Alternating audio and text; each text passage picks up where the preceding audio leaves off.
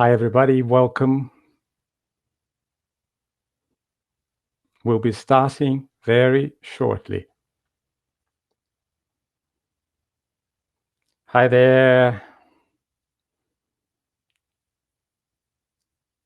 Thank you. Hi, everybody. Good afternoon. We'll just wait a couple of minutes for everybody to come in, and then we'll begin.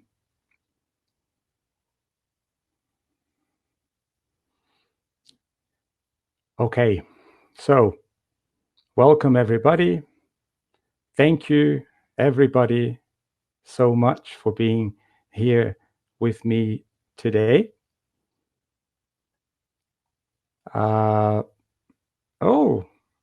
hi, Claudia. Hi. I think there are quite a number of people that I know, but I'm not sure whether everybody knows me. So I'm going to start by introducing myself. My name is Guilherme. I've been a teacher and teacher trainer for more than 30 years. I lived in Rio most of my adult life, but very recently, some 5 months ago, I came to São Paulo, where I'm now working as a language consultant for Troika Consultoria Educacional. And today, we're going to be discussing neuroscience and talk a little bit about the 21st century skills. I'd like to start with a general disclaimer, because if you've read my bio, I'm not a neuroscientist. So I'm basically an educator who is very curious about the brain, and I'm going to speak from this perspective.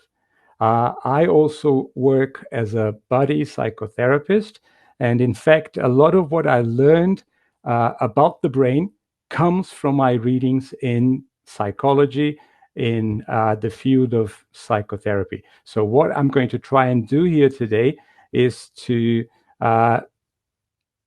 bridge a gap that may exist between what it is to be a teacher and some basic knowledge of neuroscience. I think it's also important for us to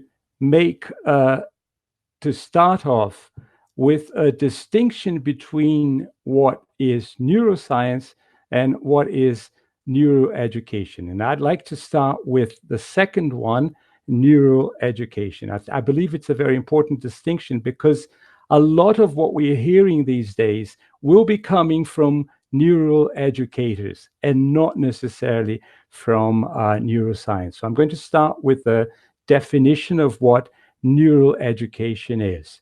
Neuroeducation is a quote unquote interdisciplinary field that uses neuroscience and psychology to suggest strategies for education.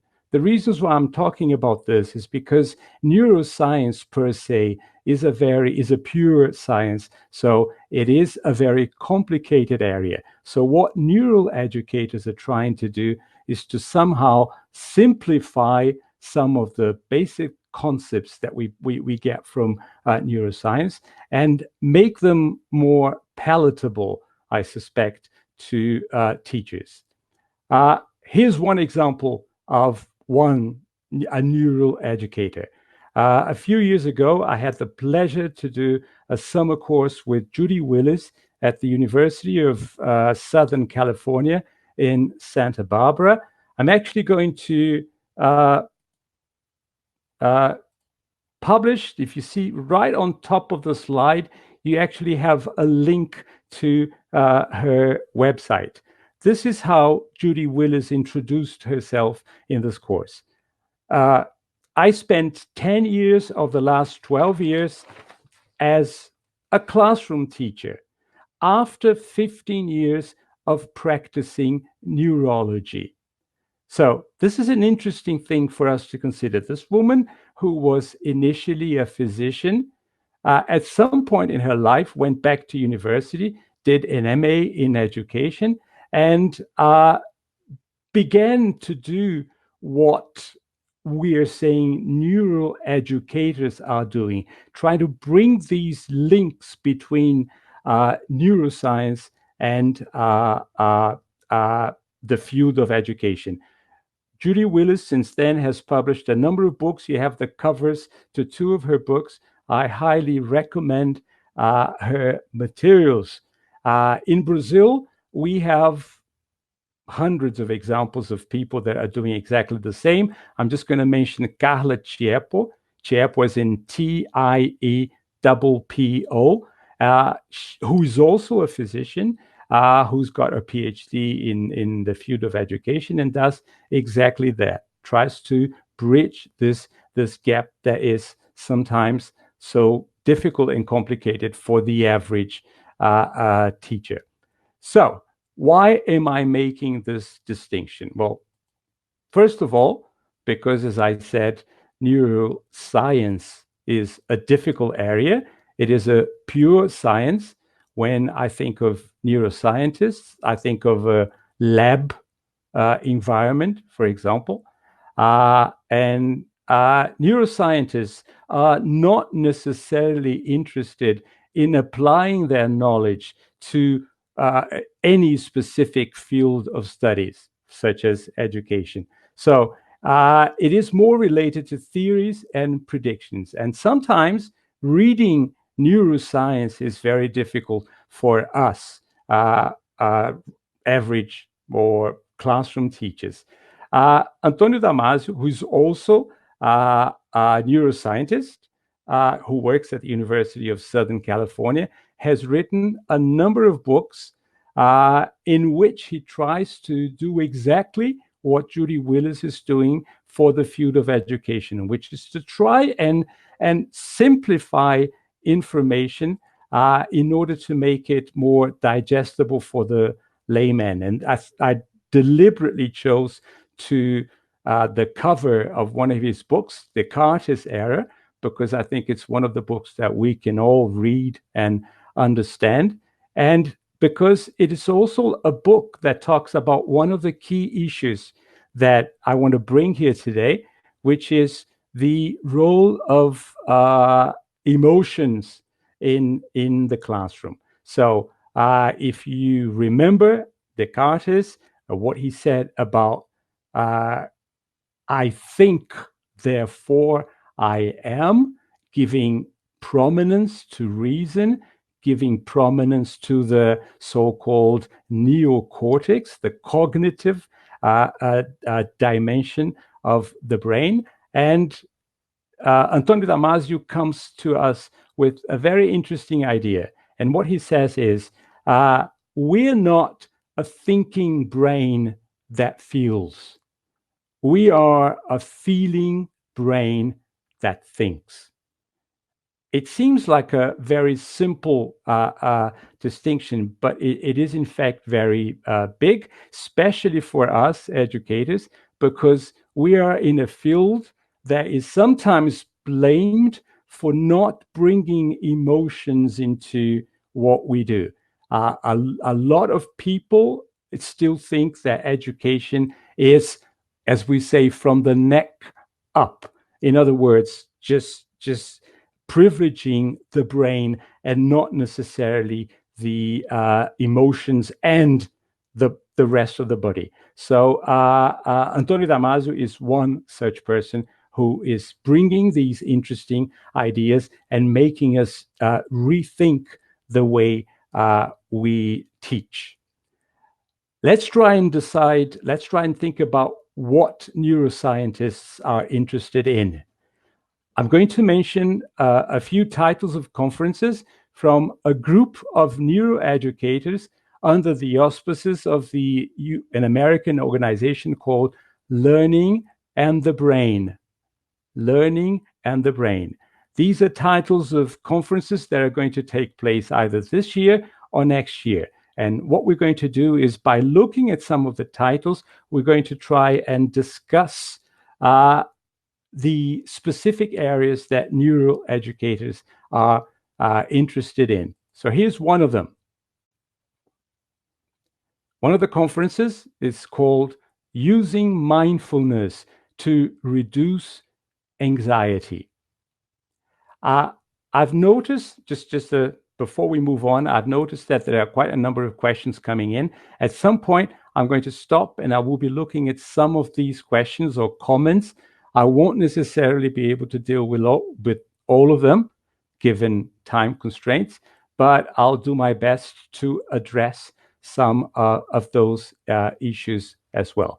So, using mindfulness to reduce anxiety is one of the titles of the conferences that neuroeducators are promoting in the US this year. And another one, which is quite similar, is creating a safer, calmer school. Now, I'd like us to consider some of the implications of these two different titles. So I'm going to start a little survey. I have two options, and I'd like you to click on the one that you think is actually more pertinent as a reply to the question, what are these titles suggesting about schools today? So we're just going to wait 1 minute for people to vote.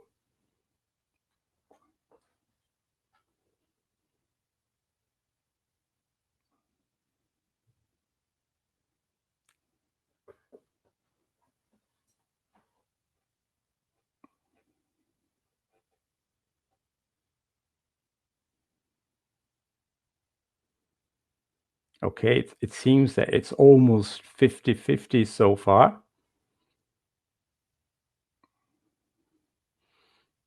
I am about to end voting.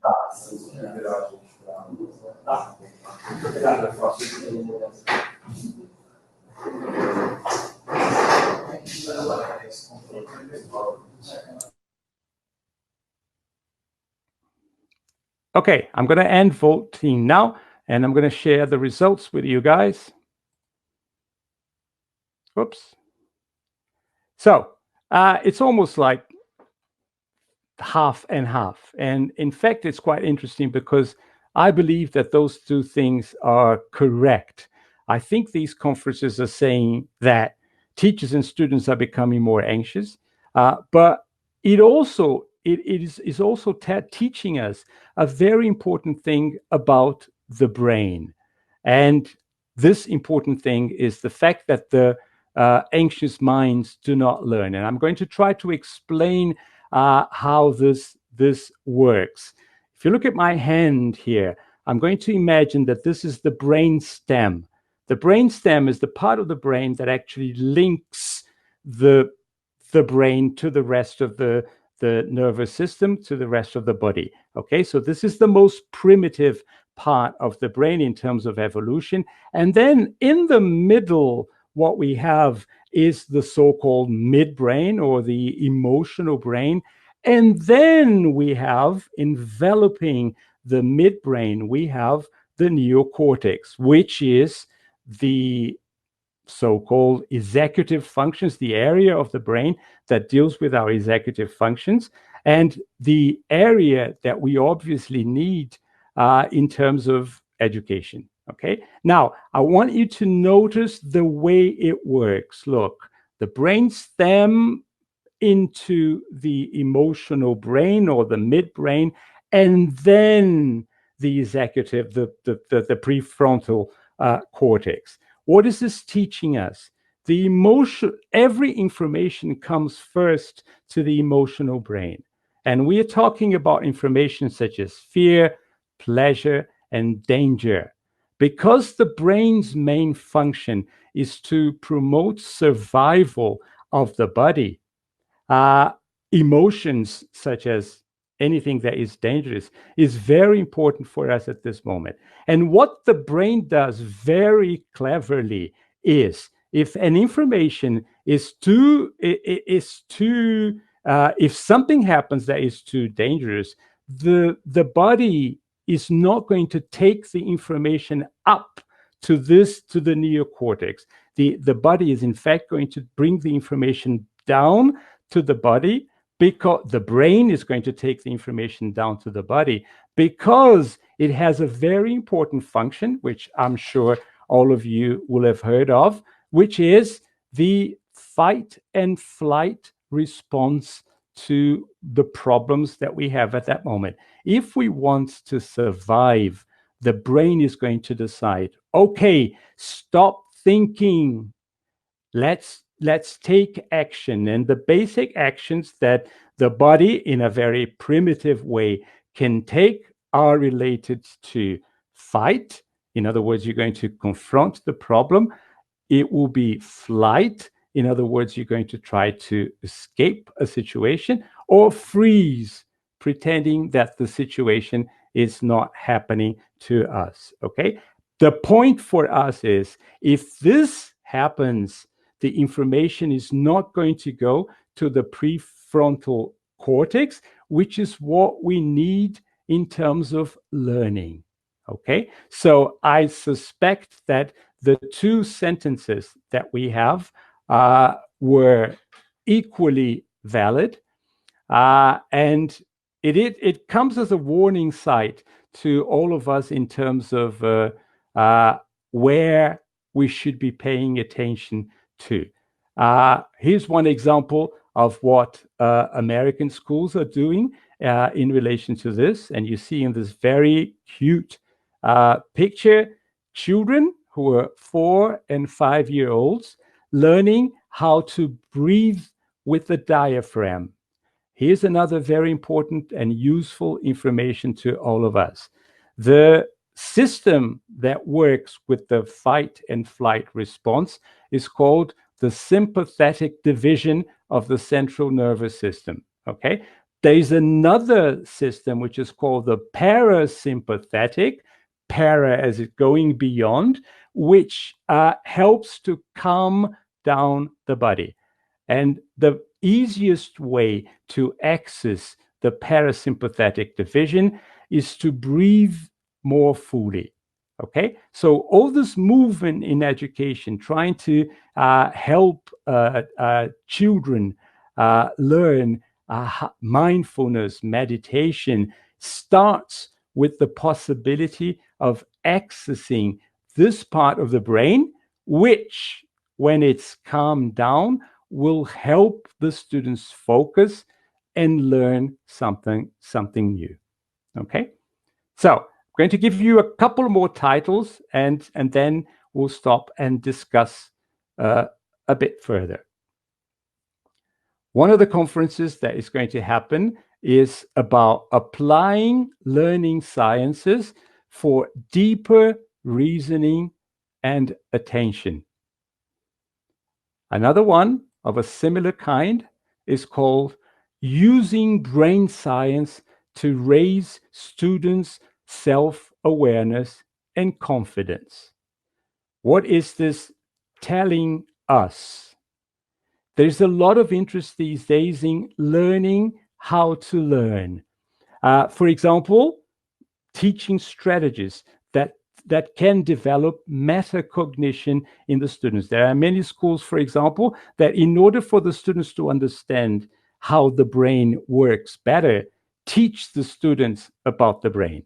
So this is what I mean by using metacognition. There are books, for example, who are talking about a change of mindset, and what these books are saying, for example, is a teacher should be praising the students' effort and strategies, not their intelligence. I'll repeat it because that's very important for us. A teacher should be praising students' effort and strategies, not their intelligence. When students fail, we should need to focus on feedback. So this is an area that's quite interesting for language learners and language teachers, because we talk a lot about how it's okay to make mistakes in the language classroom. But remember, from a brain perspective, in order for the students to learn, the feedback that you give to students is vital. We're going to talk a little bit more about this. They're also talking about how students can improve through teaching, through learning strategies. So what we're going to see more and more, it seems, is that a focus on strategies as well as on the content that the teacher is actually teaching. And I'm going to give you another something to do. I'm going to close this one, and I'm going to give you another question to consider. Some of the books are saying that it seems that the future of education is less about assessment and more about feedback. And I want your opinion on this. Do you agree with this statement or you disagree?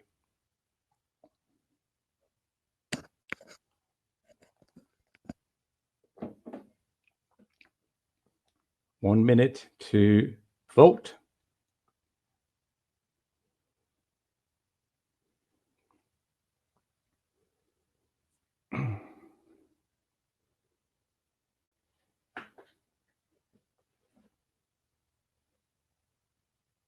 Okay, lots of people.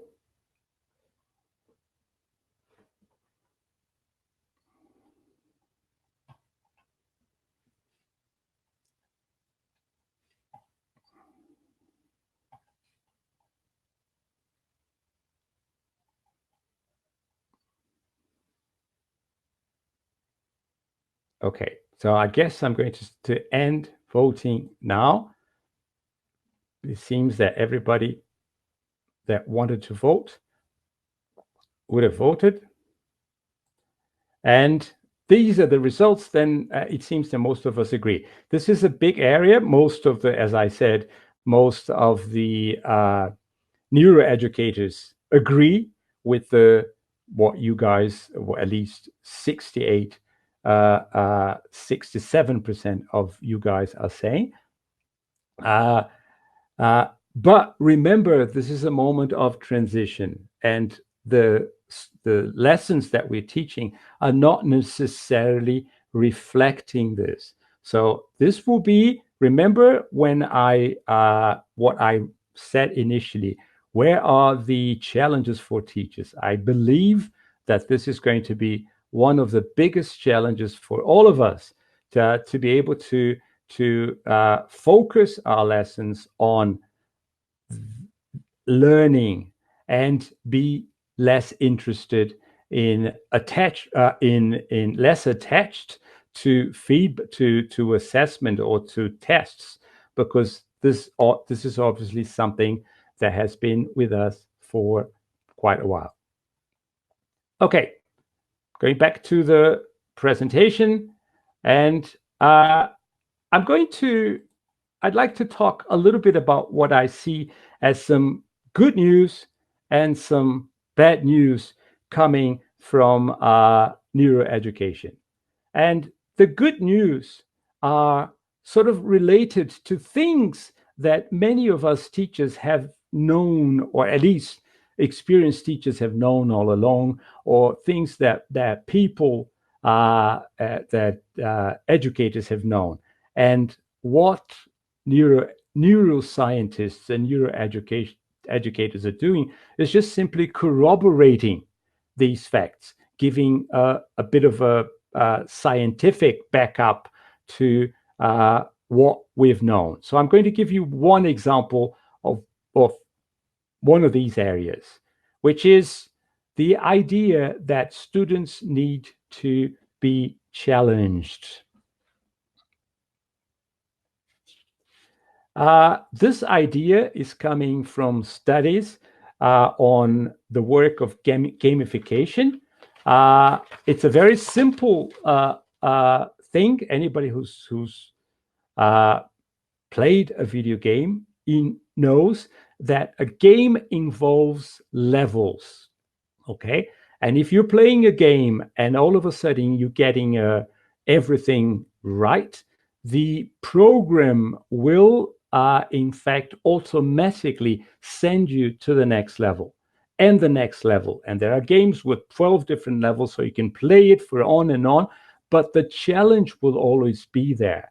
And this is a huge area of neuro education. Has to do with a part of the brain which is called the reward system, and more specifically with a neurotransmitter called dopamine.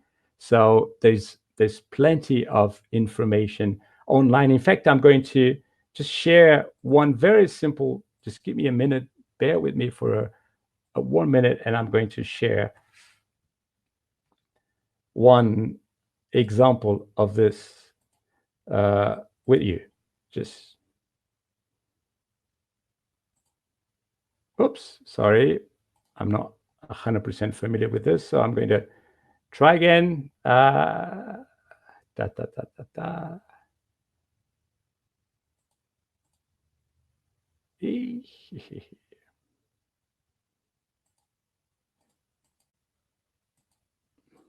Okay, now I'm not going to share because, as you can see, I'm not 100% familiar with the actual room, and this is going to take a little longer than I expected. So type in reward system plus dopamine and plus teaching or education, and you find hundreds of interesting articles which will teach you exactly what is happening from a scientific perspective, which would corroborate the idea that we need to challenge our students all the time.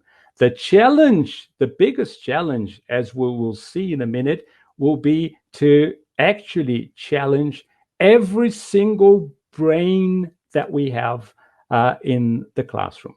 Now, if we turn to education and we look at hundreds of educators, but I just chose one, Vygotsky, who, as you can see, Vygotsky was a Russian psychologist who was interested in the learning process, died in 1934, and his theory was based in the assumption that the learning process should happen at the student's ZPD, or zone of proximal development. What Vygotsky was saying is, don't make your lesson too easy, don't make your lesson too difficult.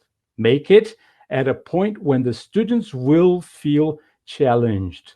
Well, this is not any different from what we've just seen neural educators and neuroscientists are saying. So it seems that many educators knew it all along. And it's good for us to know that these ideas are being corroborated by the science these days. This is an interesting thing which I haven't seen very much in Brazil. That's why I decided to share with you.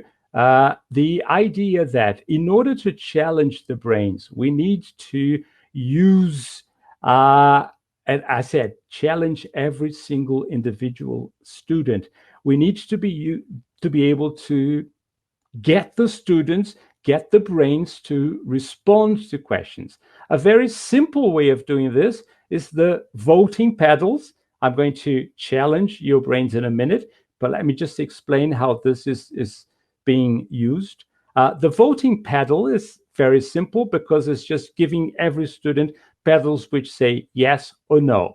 And in a lesson, what the teacher does is every now and then the teacher asks the question and encourage the students to vote. And every person, every student has to do this. This is very different from elicitation, which is a technique that we use very often in our lessons, because when we elicit, as any classroom teacher knows, we always have a couple of students, the most enthusiastic students, that will come up with the answer, okay? And from a brain perspective, this is stimulating those students who are effectively answering. But as we said, the challenge needs to go across the board. So something for us to consider. And the response battles are even more interesting because with a pen, the students can actually write an answer to something.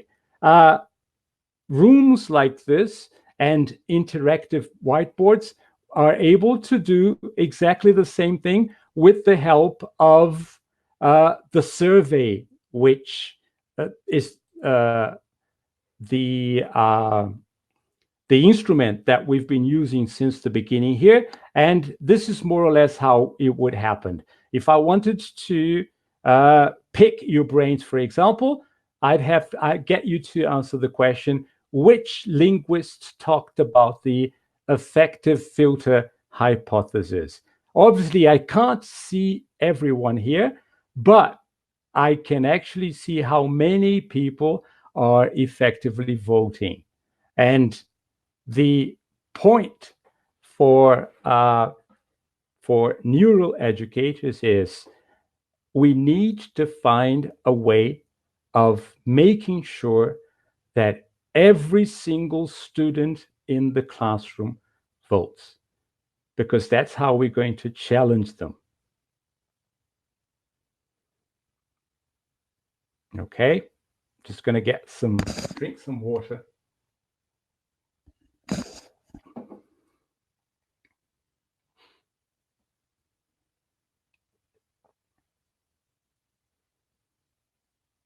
Okay, guys, come on.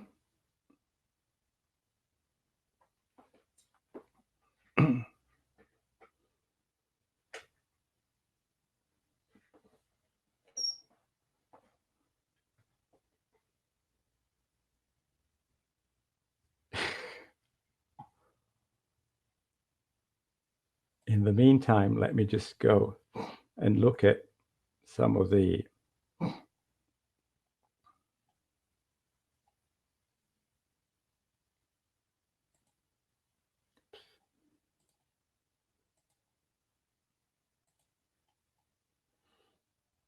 Okay, so I guess I'm going to end voting now. I don't know whether everybody, well, it seems to be a couple of more people still trying to decide. Okay, time's up. Now, okay, the right answer is the second one, which actually got the most number of voters. Stephen Krashen in the 1980s. He proposed a number of hypotheses, I think, if I'm not mistaken, 7 main hypotheses, all related to how we learn and how we acquire language. And one of them, which seems to make sense to me, especially when we talk about the importance of working with anxiety in the classroom. So the affective filter hypothesis was exactly the idea that in order for a person to learn a foreign language, we need to bring down the level of anxiety of the learning, of the teaching and learning environment. Not an easy thing to do, as we all know. The language classroom is full of anxiety, especially when we're dealing with adults.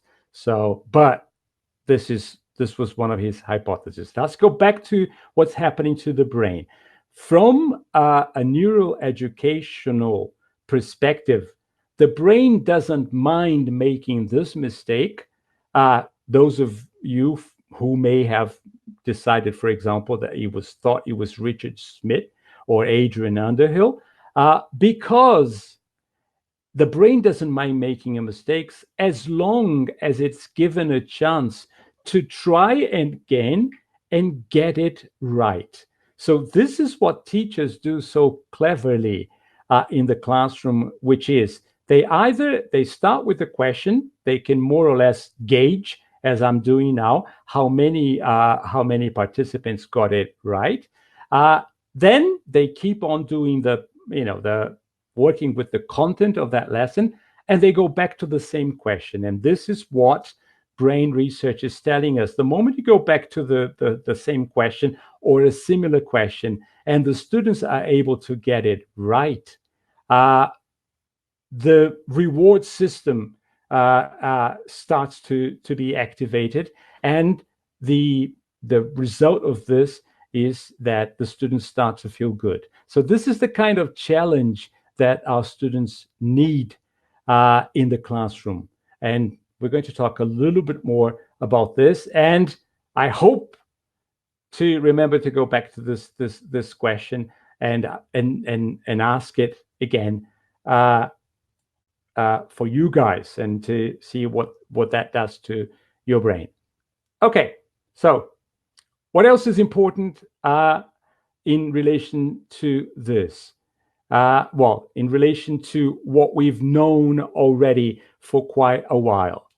One of the pieces of good news that is coming from neuroscience is that the brain perceives information repeated in multiple ways. There's something which technically is called the priming process that makes encoding of that information more efficient. So this is corroborating what we understand to be multisensory learning.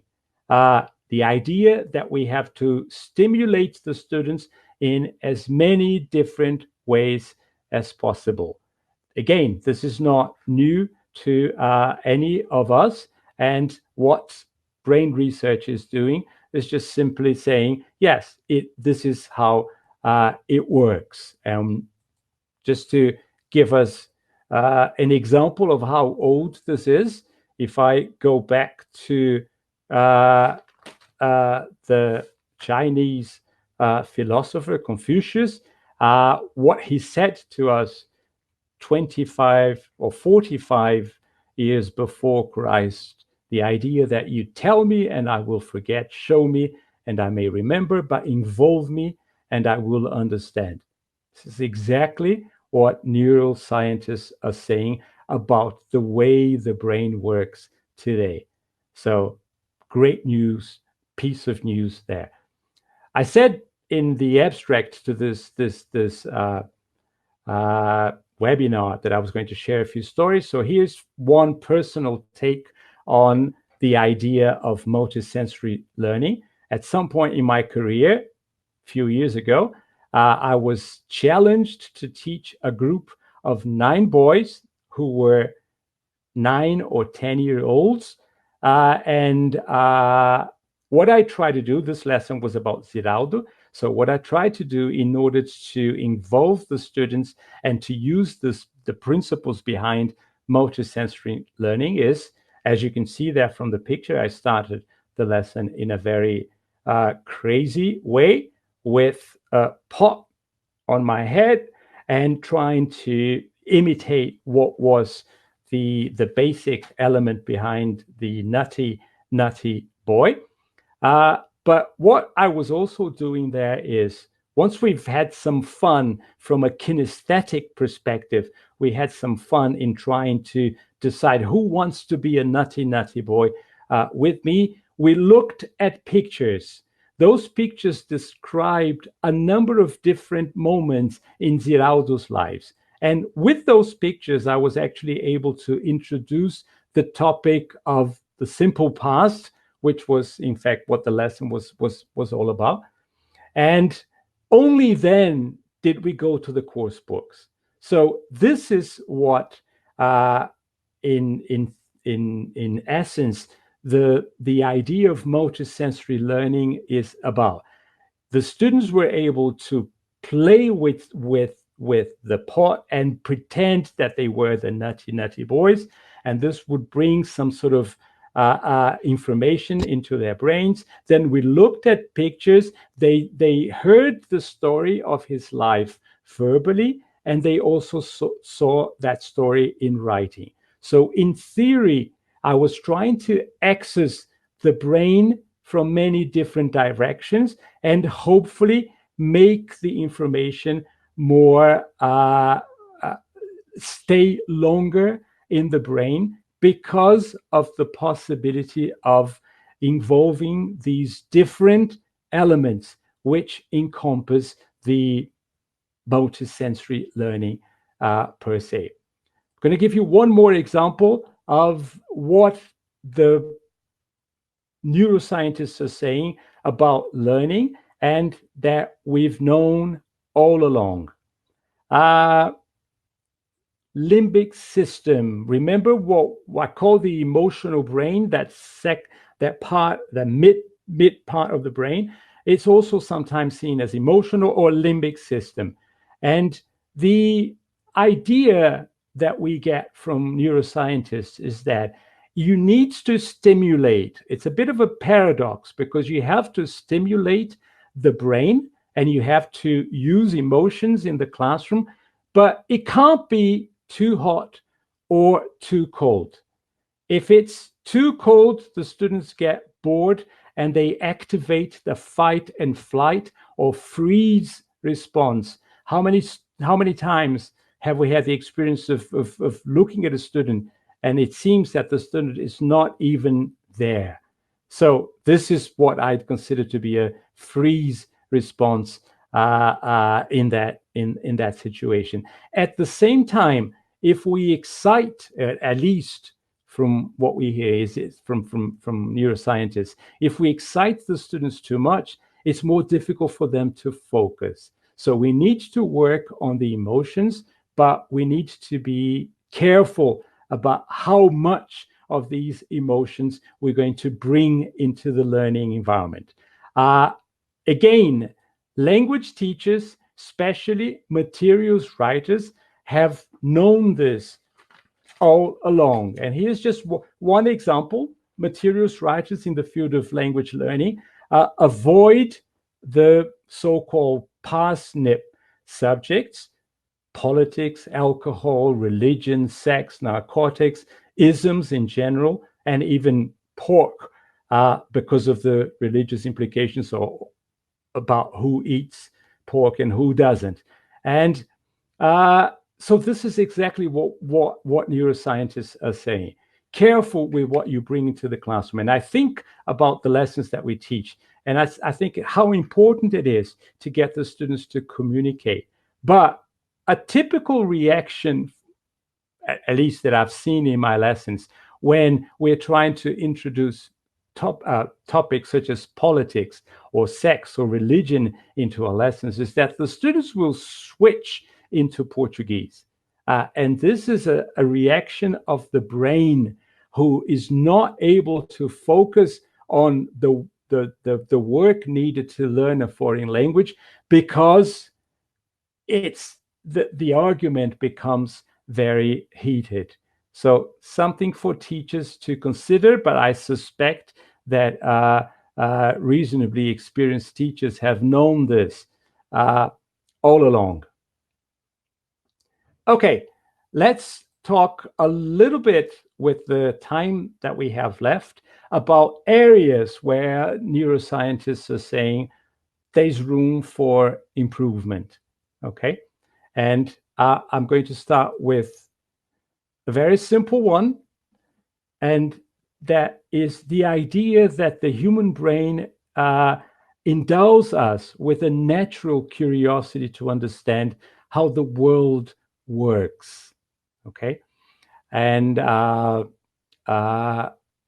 basically what this researchers are saying is that we are all very curious as people. And if we look in terms of a toddler, for example, anybody who's had the opportunity to work with children know how they are. Once they start to crawl and to walk, they don't stop. They just want to discover everything about the world.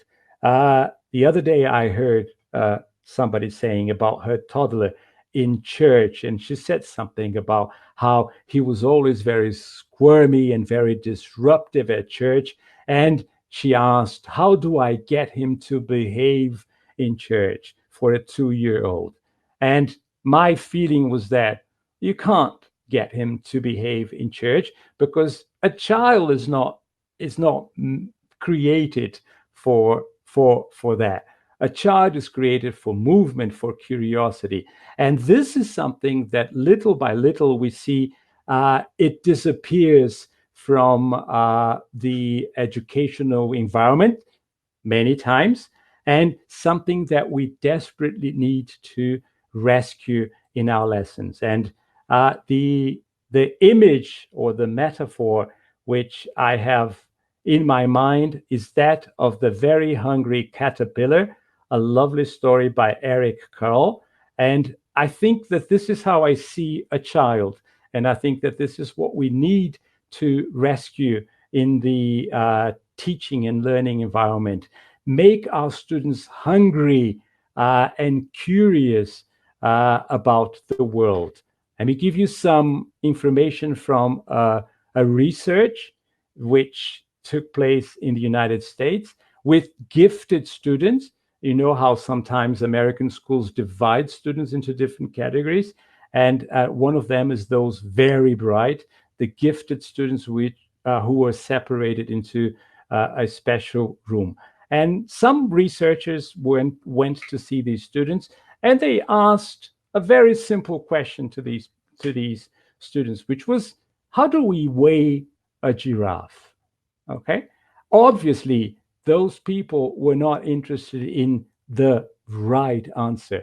What they wanted is a reaction from the students. So let's go back to our poll and see what your take is on this. Okay. I have three options there. I want you to try and choose one of them. How do we weigh a giraffe?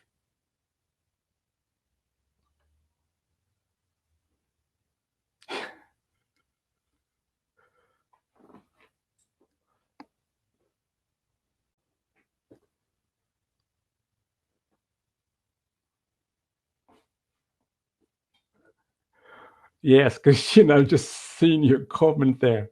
Yes.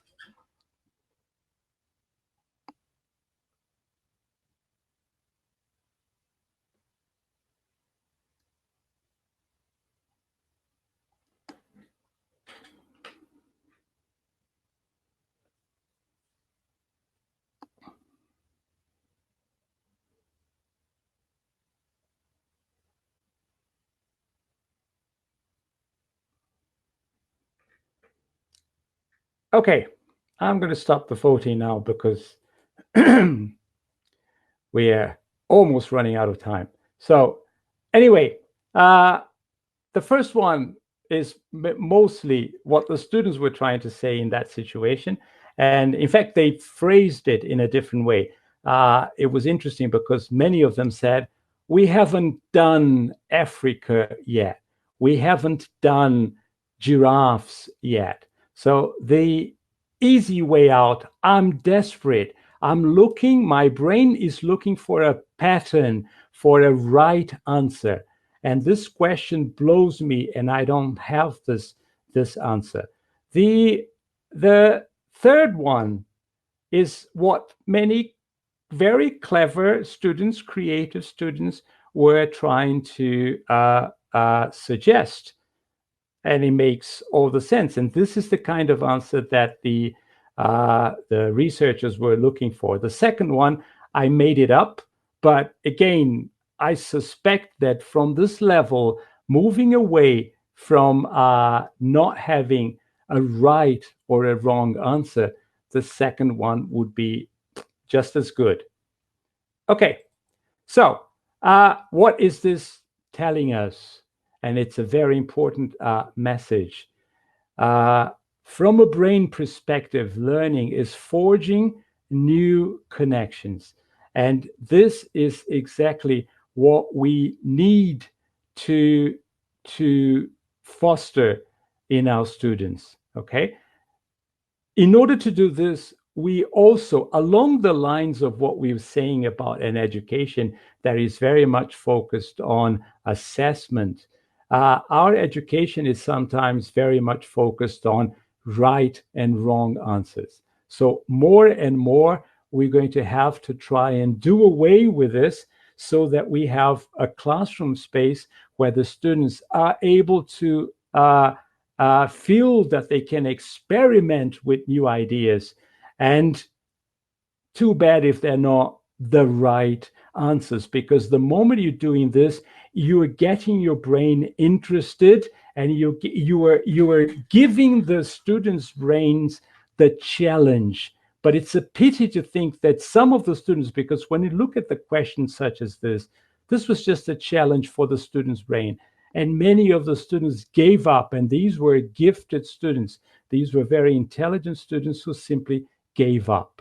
So that would be a shame, because what we want is a classroom environment where students look for answers or suggest answers and are not afraid of suggesting what would be wrong answers.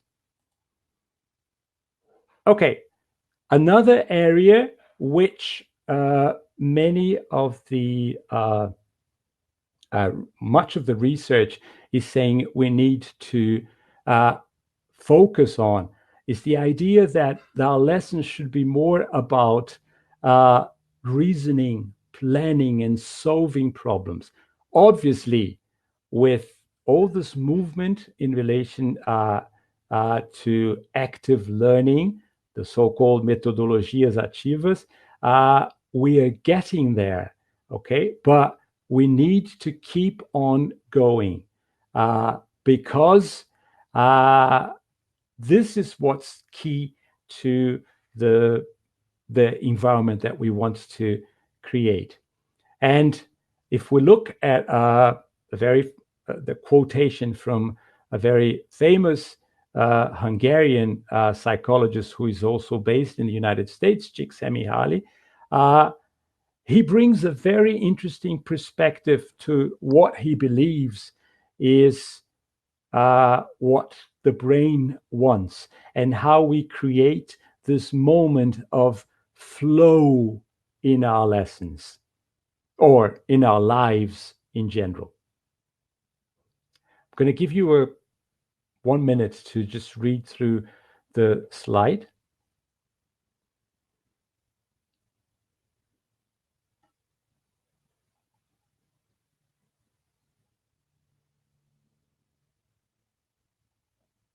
So what he's saying is that, contrary to what we usually believe, the best moments in our lives are not passive, receptive, relaxing moments, although such experiences can also be enjoyable if we've worked hard to attain them.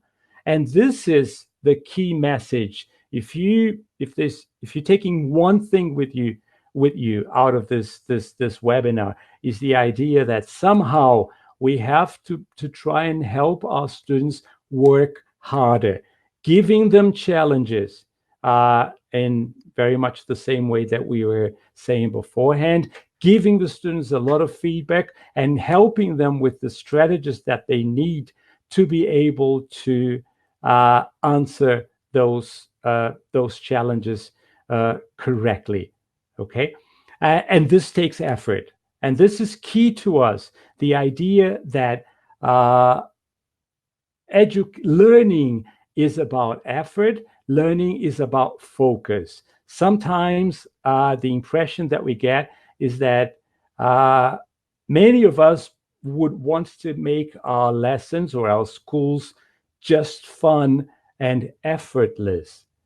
From a brain perspective, this is not going to happen, okay? The idea that learning will take some effort is crucial and very important to us.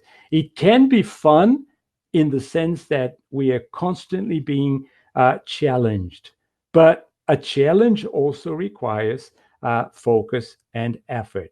And I'm bringing back to us, to exemplify this, I'm bringing Bloom's taxonomy, which again was something that was very popular in the 70s, 80s, and 90s, then disappeared for a while. And now the educators are bringing it back because Bloom knew all along what education was all about. And when he talked about lower order thinking and higher order thinking and how education should be challenging the students with creating, evaluating, and analyzing, this we know these days. But there is the danger that sometimes we want to go straight into getting the students to create something or to analyze or evaluate. But we forget that part of the effort will come from getting the students to do a bit of rote learning, remembering facts, being able to matching, understanding the facts, beginning to apply in small ways, and only then will they be ready to work with the higher order level thinking skills. So from a brain perspective, it is not possible to go straight into creating if we're not giving our students the basis for that. Okay, with the time that I have left, I'm going to try and bring this into the idea of the 21st century skills. And this is another message coming from neuroscientists or neuroeducators rather, the idea that life experiences change the nervous system. So the emphasis here is on the word experiences, because this is an area that neuroeducators believe we need to work more steadily on, giving the students less content and focus more on experiences. And when we think in terms of the students that we want in the future, and when we think in terms of what we understand to be a global thinker, right? This is the ideas that we have in mind. The whole of the 21st century education, the whole system is based on four basic principles, the so-called 4Cs: communication, collaboration, creativity, and critical thinking. But the point behind the work that teachers are doing on these four very experiential elements is the idea that we're going to create in the classroom the so-called global thinker. So I'm going to give you something to take with you. Who is this global thinker? And I'm going to give you 3 slides with ideas. And the first one is the idea that the global thinker is somebody with a disposition to inquire about the world. Notice that we started with we talked about the hungry caterpillar, this toddler who is beginning to become curious about the world. And our jobs as teachers or educators is to bring this to the next level. And the next level may be the school or the local, the place where the student lives. But why not bring it to an even bigger level, to the idea of the whole world? And this is the basic aim of 21st century education. And in itself, it is a huge challenge for all of us to get our students to constantly work on the connections between our world and the world at large. Language teachers have an advantage in the sense that the language, or at least English language teachers, the language that we're teaching is already considered the global language. So it's easier for us. But in theory, this should be the aim for all educators.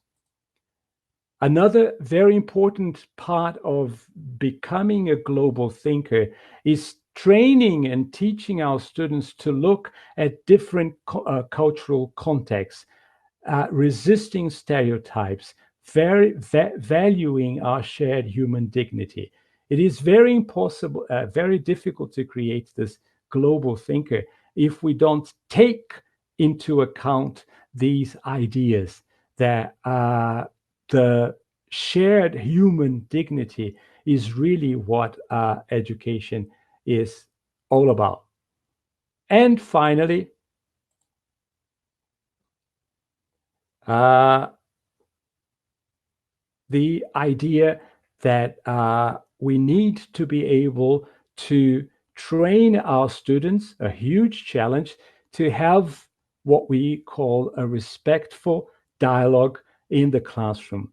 This is not something that they know how to do. This is something that sometimes we have difficulties, but this is what is expected from the 21st century teacher.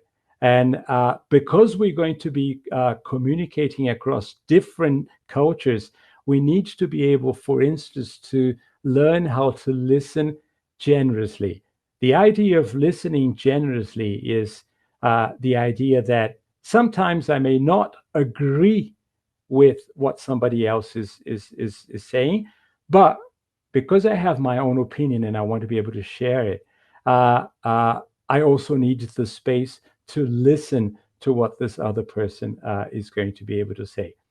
I want to finish with also a comment, going back to the idea of brains, comment on what it means to share courageously, because this is easier said than done in any environment, but certainly in the one that matters for us, that is the school environment. So what we need to remember, we're going back to our brain, the emotional brain, and the idea that the emotional brain is constantly on the lookout for danger and for situations that are slightly fearful to us. And it's not enough for the teacher to verbally say to students, please share. What the brain and the body of that student needs to feel is that the environment is comfortable enough for the students to be able to do this.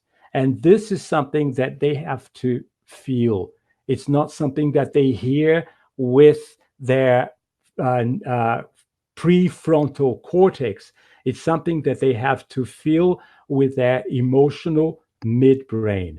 And this is, again, a huge challenge for all of us.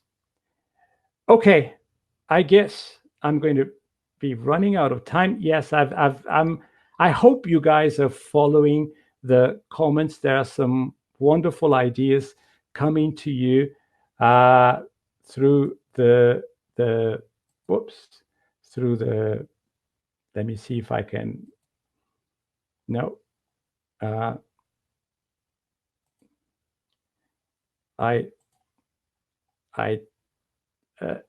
I'm not going to be able to. Okay, I'm going to forget about questions, but things like, people were quoting Antonio Damasio, who is a very important idea for us,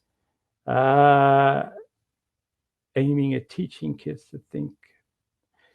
Something which, along the lines of what I was saying, education should be something to teach our students to think outside the box, which is fantastic, but it's something that is, as we said, we're still not there, but we'll get there.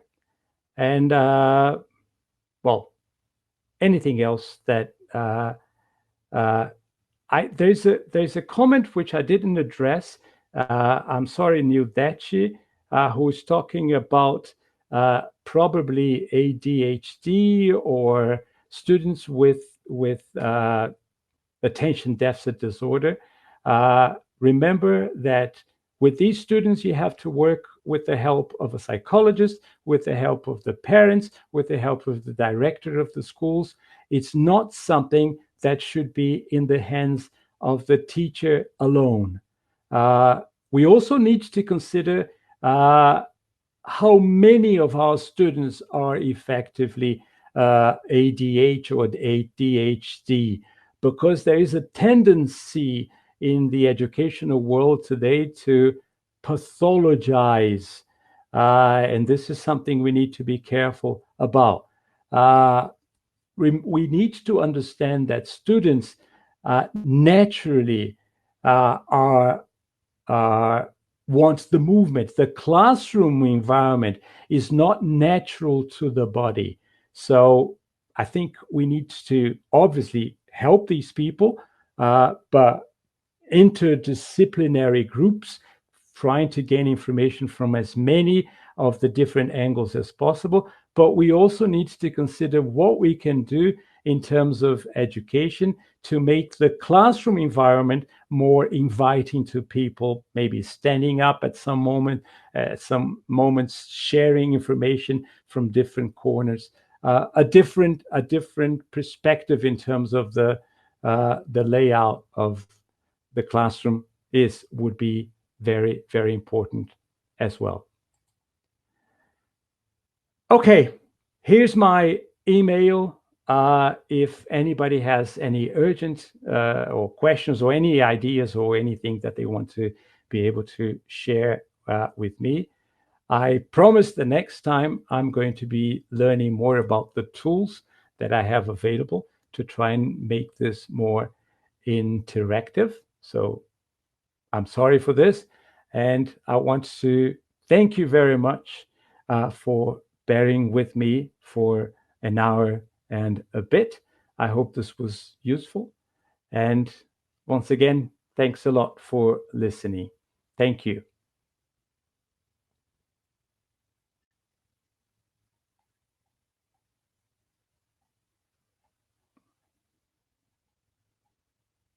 Okay, I'm reading some of the comments.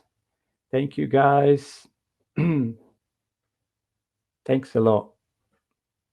Bye, everyone.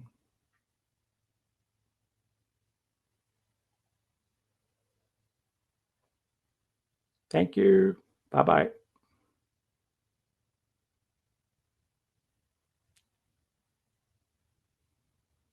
It's lovely to see some of the people. I'm sorry I wasn't able to talk to you guys directly, but it's lovely that so many people that I've known over the years are here. Thank you, Eleonora. Thank you, Patricia Blower. Thank you, everybody else. Daniela, Cristina Tinoco. Thank you guys so much for coming and attending this session, which you probably had seen before, but thanks for giving me the support anyway. I love somebody said you're the adult version of the Menino Maluquinho. I probably am, okay? It's probably true. Yes, I have a lot of information, which obviously, because of time constraints, I wasn't able to share. But if you write me an email, I'll be able to give you a few of the places to go for a bit more in-depth knowledge about the topic. Okay, guys, so I'm going to say goodbye now and turn off the camera. Once again, thanks a million for being here.